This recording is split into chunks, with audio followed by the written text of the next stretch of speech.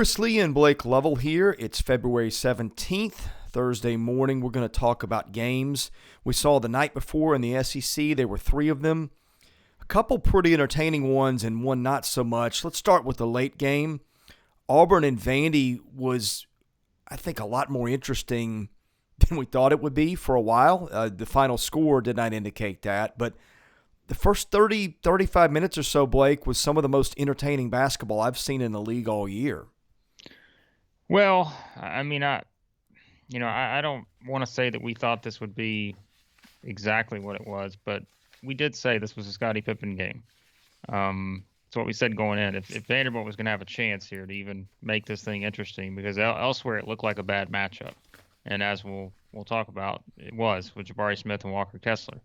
But we said this had to be a Scottie Pippen game, and I think that was it for Vanderbilt. Yes, you had points from Jordan Wright and those guys, but to me, this was all about Scottie Pippen putting everyone in the right position to at least have a chance here, and he did his own thing and he made a lot of plays. So I think that was the thing that fueled Vanderbilt here, and as we said, that was really the only way I thought they could do that. The only way they could make this an entertaining game and at least keep this thing close, which they did for quite a while. What was to do that. So that was the biggest standout to me. It just was, we've said it, Vanderbilt just keeps getting better, and I think they kind of proved that here too. And this is probably not a team I'd want to be playing down the stretch here, and they'll have a chance to knock the resume of a couple teams if they can get some wins. But overall, Auburn had Jabari Smith and Walker Kessler, and Vanderbilt didn't. That was the difference. And that's been the case in a lot of games Auburn's won this year, is those two guys just doing their thing. Jabari Smith with a career night, but elsewhere, it's just kind of Auburn just has so many options. That's why they are where they are. It's why they're the number 2 team in the country. And at a certain point, even if the game's close, they just have more options than you do. And that was the case in this one. Yeah, a couple of things on the Vandy end before we get to Auburn, because there's a lot to speak to there. Pippen, the thing with him, we've seen the high-scoring games, but sometimes it comes with 7 turnovers. He only had 3 to go with 6 assists, so that's something Vandy had to have happen. The other thing, he's 14 to 16 from the line, where he's dropped off from a year ago. And one other thing for Vandy, Liam Robbins played pretty well. Even took one to Kessler and dunked it over him, which I don't know that I've seen all year. Now, the bad news for Vanderbilt is Rodney Chapman didn't play. You wouldn't have thought that they could have made it that interesting for that long without him, but they did. Sounds like he may be done for the year, and that would be crippling potentially for Vanderbilt. Yeah, and that's why I think going in, we talked about him, and, it was just a scenario where, with him, he's that guy that can let off some of that pressure from Pippen if he's turning the ball over and those kind of things. And, when you don't have that guy, that makes it tougher. But I think it just, again, to me, speaks to the talent of Pippen in a game like this, not to have Chapman on the floor. And still, you expected Auburn knew everything was going to go through Scottie Pippen, and yet he was still able to have such a huge impact. And that's not Auburn. That's a lot of teams that play Vanderbilt. He's really hard to guard, and not just for him scoring, but also for him putting everybody else in the position to at least give them a chance to score. Maybe they don't take advantage of those all the time, but he at least puts other guys in a position to succeed. And, I think that's all you want out of your star player. And I thought Vanderbilt, anybody that didn't watch the game, you could look at it and say, well, they lost by 14, but I think Vanderbilt beats a lot of teams in the league last night, not named Auburn. So I think that's just one of those games where you're playing a team that just happens to, again, have Jabari Smith and Walker Kessler, and that's not ideal for anyone. So. Yeah, the difference in those two teams, there's a lot of differences, but if you start lining up the players, say, best 1 to 10, and start comparing those as you get down to 2, 3, 4, and 5, Auburn has a sizable advantage that goes into the bench, and that's where that game got away from Vanderbilt. But from an Auburn end, not that anybody had any doubt about Jabari Smith as an elite pro prospect, but my goodness, if you did, the way that he had contested jump shots all night, he just put on a show. He gets 31 points in 28 minutes. At one point, he gave the Jordan shrug when he just kept hitting long shot after long shot. Kessler was tremendous, 22 points, 7 blocks. And again, it's not that Vanderbilt played bad, but there just is no matching that for virtually any team in the country. And I watched that and just thought, because I've gone back and forth on Auburn and Kentucky at times, and now is not the most fair comparison with Washington out, but that was one of those I left the night thinking maybe Auburn's got a gear that nobody else in this league has, which we knew, Yeah. Compared to most of the league. But that Kentucky Auburn thing has gotten really interesting, and I don't know. To me, I left the night thinking maybe Auburn's the better of those two teams. Yeah, and I think it's the Washington thing factors in now and then, because then in the game they played, he plays 9 minutes, and so I think it's hard to. I think they're different teams in terms of their makeup, and I think that they need to win in different ways. I don't know if that's the best way to put it, but I think overall they're both teams that can basically go 1 through 8 or 9, feel pretty comfortable about getting 10 points or more from the 8 or 9 guy every now and then. And I think that's important because every single night Jabari Smith's not going to have 31, and Kessler maybe, but a lot of times they've played pretty well together, and there have not been many nights where those two have been off at the same time, or even if one's off and not playing his best, you've got the other one to make up for it. So no, I mean, like you said, we already. I mean, I stated my case for Auburn being better than Kentucky for a while there, and I think it's easy just to go by what you see each and every game and change your opinion after that. And sure, there was a time here recently where you could look at Kentucky and say, man, what if are they better? And it's just either way. I think you're talking about two potential number one seeds here, and so I mean, I think you're splitting hairs between these two because I think they're both that good. And but yes, when Auburn plays like this, Kentucky's not going to beat them. No one's going to beat them, in my opinion, if they play the way that they did, especially in a game like this where you have your top two guys producing the way that they did. Again, whether that's Vanderbilt or anyone else, I don't think it matters. So that's just how good Auburn is, and yeah, we'll see how they continue to do that moving forward. But it's great to have options, and teams like Auburn and Kentucky have so many options, and that's what sets them apart. Because again, you're not going to be perfect every single game, but when you have other guys that can step up, which Auburn does, and then sometimes you don't need it because your two guys are so overwhelmingly good that it doesn't matter, and that was the case here. So elsewhere in that state, Alabama rallies to beat Mississippi State in a game that State led late. I mean, that just seems to be par for the course for the Bulldogs this year. I'm not going to say there was a final nail in the coffin for State and the clincher for Alabama, but both are getting awfully close. And what I mean for a clincher for Alabama, meaning they're almost to the point where they could lose out and still get in the tournament. They've built up so much of a resume, 1 or 2 more wins, and there's no more question about it under any circumstance. State is just at a point where I don't know if it's capable of doing enough work to get in the NCAA tournament, barring, say, maybe a run to the finals in Tampa. Mississippi State they have one quality win opportunity left the rest of the season. And well, there you go. That's their problem. They play Auburn. Rest of the games, twice Missouri, South Carolina, A&M, Vanderbilt. Those wins do nothing for you. So I think Mississippi State's done. I just don't see a scenario barring, like you said, a run to the semifinals, depending on who you play, or the finals. I think that's the only way they get in. Now, look, if they win out, sure, we can have that conversation because you're going to have an Auburn win in there and you will have beaten the teams you should have beaten, right? But how can any of us believe that's going to happen based on the way this team's played on the road, especially, and they still have 3 road games left? I don't care if it is Missouri, South Carolina, and A&M. I just find that hard to believe. But hey, if they went out, we'll come back to that discussion the 5th of March. So otherwise, I think it's going to be a challenge. Once again, the story is this: Mississippi State did not play bad. They just could not make enough plays to win, and that's kind of been the case for them in a lot of these games. I mean, think about it. They're a couple points away from beating LSU. They didn't play bad at home against Tennessee. Didn't play bad on the road against Arkansas. Kentucky win, or the Kentucky game we've talked about. The missed opportunity against Florida without Castleton.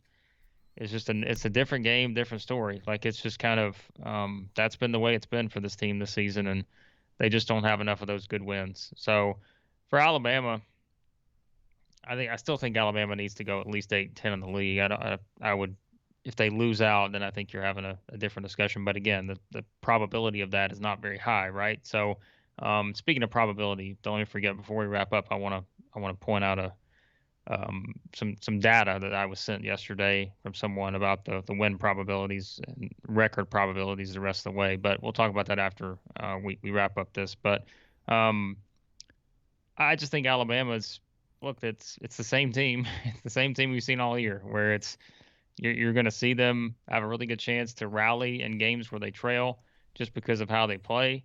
And at home, they're going to have a chance to beat anyone. And that's kind of the scenario we've seen from this team. I think the most encouraging thing for Alabama coming out of this is Javon Quinterly. He needs to play well for them to be at their best, and I don't think there's any doubt about that. We said that going into the year. Bediako, I think, had a pretty impressive game here. They need more games like that out of him.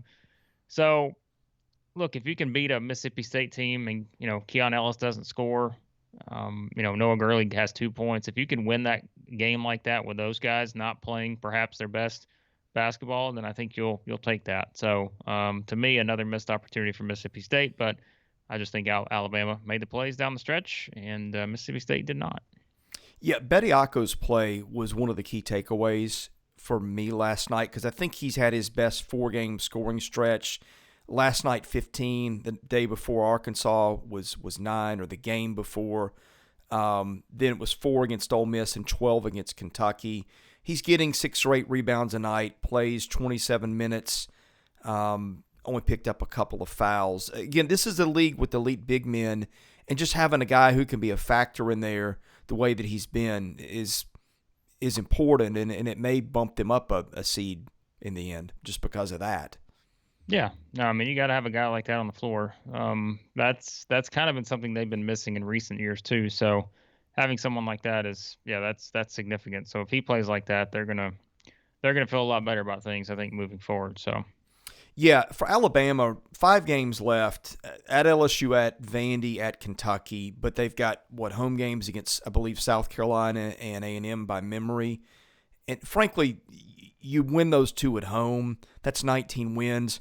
Really, to me, doesn't matter if you lose 4 more, if you lose those 3 road games and lose 1 in the SEC tournament. The resume's such. I think Lunardi had them as a 5 last night. That's where I think Alabama just wins 2 more anywhere, and you can end any discussion of them not getting in. Not that anybody's really talking about that, but the thing that I always say is I don't want to hear the word lock used until you can look at every game on the schedule and give that team a loss and still get in. That's when you're a lock to me, and that's what I'm getting at. yeah, I mean they can't go 7-11.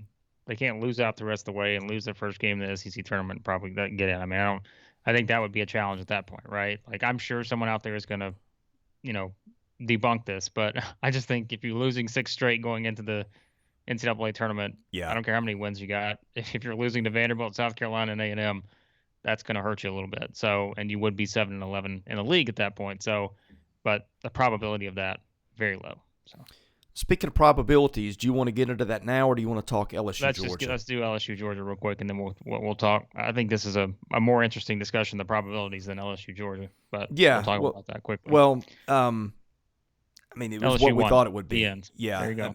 Yeah, I mean, they are starting, and look, they were kind of due a break with injuries and with the schedule, and you can say, well, it's Georgia, but I mean, LSU was kind of due. I don't know how to put this. They were due to get right. They got past the tough part of their schedule, which they played at less than 100%. So give them their due. They did what they need to do, and this is another team that's 1 or 2 wins away from sealing the deal and making sure they're in the NCAAs. Look, I mean, anybody who tried to dismiss the thought that Xavier Pinson was not a huge deal, I don't know how else to say it. I mean, he to me is the Darius Days of last year, where we said if Darius Days is on the floor and he does this or he scores a certain amount, they're going to win, right? Okay, so LSU goes on this, losing skid here where he doesn't play in what 4 of those, or 3 of those losses, or no, 4 of those losses. Excuse me. Didn't play against Vanderbilt either. Only played 7 minutes against TCU. They lost that one. Only played 16 minutes against Ole Miss. They lost that one. Now, 25 minutes against A&M, 34 minutes against Mississippi State, 25 minutes against Georgia. They win all three. He's the difference to me. As long as he's on the court, 10 assists last night. Great. That's a team that needs assists because when I see them without him, I don't see a lot of assists. I see a team that everything just kind of, flows through one or two people, and they just sometimes I don't think the offense flows very well. So he's the difference. And as long as he's healthy the rest of the year, I would not want to play LSU. And I know you can say we've said this before about other teams. Yeah, they've beaten Georgia, Mississippi State, and A&M. Those aren't world beaters, but they're just a different team. You have to watch them play. They are a different team when he's on the floor, and if he can stay on the floor, this is one of those teams. Like I mentioned, they may go into the NCAA tournament with a lower seed than they would have wanted, but if you factor in him playing and him not playing, I wouldn't want to play a team like that if they're a 7 seed or something. Oh I no. wouldn't love to be that too because they're the kind of team that I just think at full strength. To me, they're still possibly the, I don't know, 4th or 5th best team in the league. Maybe better than that at full strength. Just how they play. So I think that is something to keep an eye on moving forward with them. All right, let's get to the rest. All right. So Josh sent me this on Twitter yesterday, and just for full disclosure, Josh is an Auburn fan, but that does not discount data. It doesn't matter who you're a fan of. Data is data, and he worked out the projected win probability or the conference win-loss records for all of these teams, and he actually updated it this morning. So I found the updated one, and it's kind of interesting to look at. So right now, if you're looking at the top, right, there is a 14.6% chance that Auburn could go 17-1, and obviously that would clinch the league title, right? And you'd have a scenario there where Auburn could potentially win out. Now, I think we look at that, as we said, they've still got to go to Florida, Tennessee. I think the Tennessee one's the one we're going to look at and say that could be the tough one, and that may be where they lose that second game. But again, you do have to play Florida, Tennessee, and Mississippi State on the road. They could lose multiple of those. We'll see. 39.4% chance Auburn finishes 16-2. And then I think things start to get interesting from there because that's where you start comparing it, right, to the teams that are behind them, Kentucky and Tennessee. So Auburn 15-3, which that would put them 33.7% chance Auburn finishes 15-3. Meanwhile, Kentucky, about a 26% chance they finish 15-3. Tennessee, 15.2%. So that's where you start to look at the SEC title race and how it plays out. In other words, it's darn near over. Well, and that's where if Auburn can win, a couple, they've just got to, they can't lose all 3 of those road games because obviously then things get a lot more interesting there because that's where, if you look at this, let's say Auburn goes 14-4, right? But that's a very, that's like an 11% chance they go 14-4 now. And that's just something that's going to be hard to kind of figure. Meanwhile, Kentucky, 42.7% chance, Tennessee, 37.9%. So I think it's going to be one of those. But look, the road games, I think, are the factor here. And that's where I think you have to tie that in, knowing that 3 of their final 5 games are going to be on the road. So if we're talking about the SEC title race here, the best chance if you're Kentucky and Tennessee is, you're certainly hoping that Auburn maybe does not play as well on the road, which they haven't as of late. And you're hoping that trend continues because in that scenario, then I think things get a lot more interesting based on the remaining schedules. But we also have to remember, too, Kentucky still has to go to Arkansas. They still have to go to Florida. Plus, Kentucky still gets Alabama and LSU coming up next at home. If Washington doesn't play, what does that look like, right? So Kentucky has a tough schedule the rest of the way. I think Tennessee is the team that can really make this interesting. Yeah. And I know it's interesting to think about because, if let's say Tennessee goes out and wins on Saturday at Arkansas, then I think, that's where things really get interesting because if they can win that game, then Tennessee left would be at Missouri, at Georgia. Both, you're going to be favored in both those games. And then you get home games against Auburn and Arkansas. So I think Saturday's game is a huge game for Tennessee because if they can win that one, then I think we realistically have to look at it and start saying, okay, I don't want to say there's a great chance, but there's a decent enough chance that Tennessee could win the league if they win on Saturday, assuming that, they don't lose the 2 home games to Auburn and Arkansas. And if they could beat Auburn, we know what that means, right? Like that makes things a lot more interesting. So I I think it's going to wind up. It's going to be a situation where all three are going to be there. But I think Tennessee's the one to watch here because their schedule, to me, is probably the most favorable the rest of the way. Whereas, Auburn may be in a situation like we said with those road games, you're going to get everybody's best shot, and so I think it's more intriguing than maybe people think at this point. But I do still think Auburn's certainly in the driver's seat when you look at the numbers. So Now, were those before or after last night's game? after last night. Okay. Yeah, and so I'm going to put what he has in his tweet too, and obviously, there's basically a 77% chance right now that Auburn wins the title outright, the regular season title. But that's kind of one of those scenarios. But I think still Tennessee's the team that could really make this interesting, in my opinion, just based on the schedule. You've got a lot of interesting games left. You've got Tennessee, Arkansas, Tennessee, Auburn. I think you've got Kentucky, Arkansas in there too. Yeah, you do, and that is in Fayetteville, which makes it more interesting to me. You got a lot of intriguing games involving top teams still to play. But yeah. I think to me, 77% seems a little bit low. I would probably go a couple percentage points higher. But the thing to rebut that too, Blake, is we've seen any given night in this league. I mean, Georgia can pop up and make it interesting, and that's the worst team in the league. And this has been a recurring theme throughout the podcast this year. Is you just never quite know, especially if you're playing on someone else's floor. Yeah, Auburn and Tennessee both have 3 road games left. Kentucky has 2 road games left. But the quality of those road games, Tennessee's includes Missouri and Georgia, right? That's 2 of those road games. Auburn's, I think arguably all 3 of them are at least borderline tournament teams. Florida, Tennessee, Mississippi State. So even if Florida and Mississippi State are projected to be out right now, they've at least been in that conversation, right? Whereas Missouri and Georgia have not. So for Tennessee, I think the schedule sets up better, and that's where certainly, our conversation changes here depending on what happens February 26th between those 2 teams, if everything else goes according to plan. So I think that's where things get interesting, but obviously we cannot discount Kentucky either because, to me, Kentucky, just from an opponent standpoint, I think has the toughest schedule left because they do have Alabama, they have LSU, Arkansas, and Florida. All 4 of those are on there. And again, we know with Alabama, I know Saturday's game's in Rupp, but you never know with Alabama, right? And especially if Washington doesn't play. Let's say Washington doesn't play Saturday or Wednesday. Alabama and LSU, to me, those are two teams with some guards that can give you some trouble, right? So I think that's something to keep in mind there with Kentucky. But it is very interesting. Had I not looked at those numbers a little bit deeper, I think you probably would have just said, all right, you think Auburn's probably going to be in good shape, but I think it's going to be pretty interesting down the stretch, and certainly the outcome, I think, of that game on February 26th between Auburn and Tennessee will have a lot to do with this. So, okay, let's do a quick exercise, gut level picks. You up for that?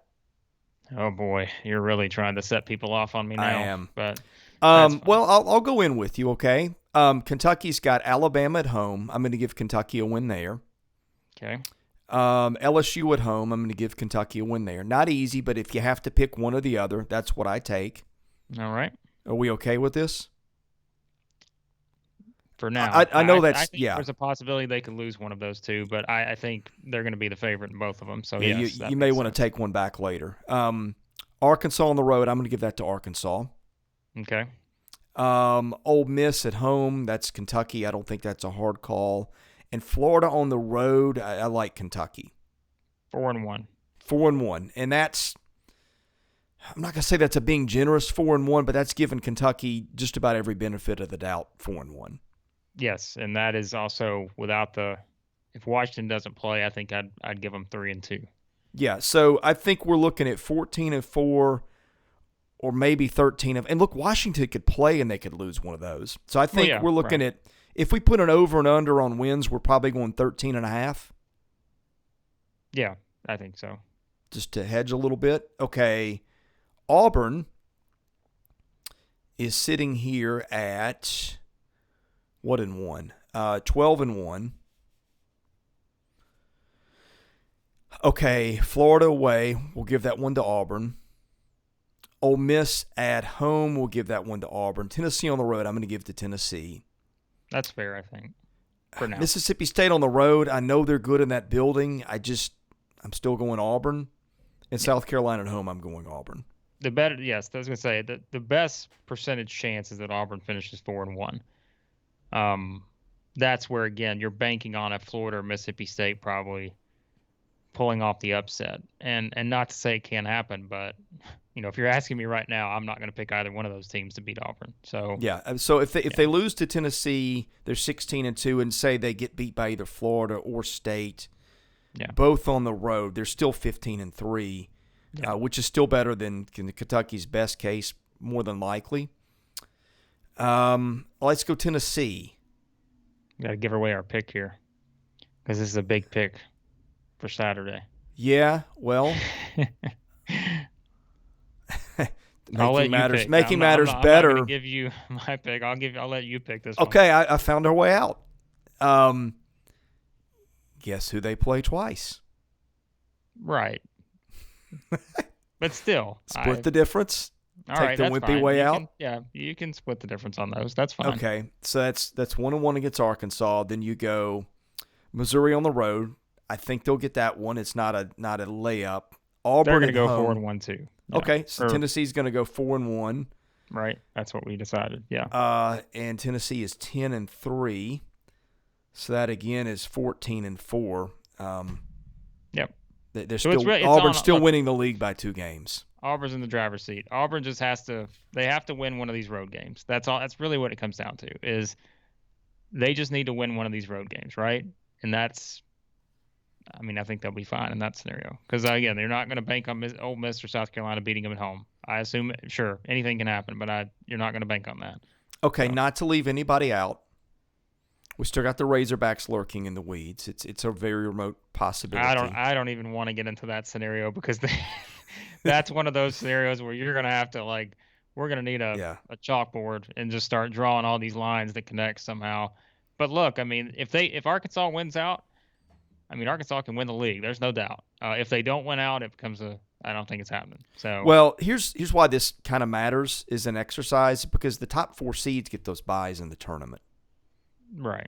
So you split with Tennessee, Florida on the road. Let's give them that one. Kentucky at home. I think we gave them that one earlier, and LSU at home. So Arkansas, a 4-1 Arkansas team, would also be 14-4. And then you got a 3-way tie with Kentucky and Tennessee. If they finish 4-1, they'd have. Oh, you're right. That's 13-5. That's why I don't even think they're. Again, unless they went out, I don't think there's a scenario. Again, barring an Auburn collapse, which I don't see. But well, and here's the thing: everybody else in the league has got at least 6 losses. Yeah. So I think barring something really crazy, that's your 4 teams with the bye in the tournament. Yes, I completely agree with that. Yeah. But Arkansas does have the toughest schedule. So there's room for, let's say they lose to an LSU, and I still think. But a 2-game cushion with 5 to play. So. Well, I was going to say, and that's where it's I think you're looking at your top 4 right here. So. Parting thoughts? No, we'll have our picks for Saturday. I'm sure, I have no idea who I'm going to pick yet, but I have no doubt there will be plenty of thoughts one way or the other because I'm looking ahead to Saturday's schedule and I'm thinking, man, there's some pretty interesting matchups.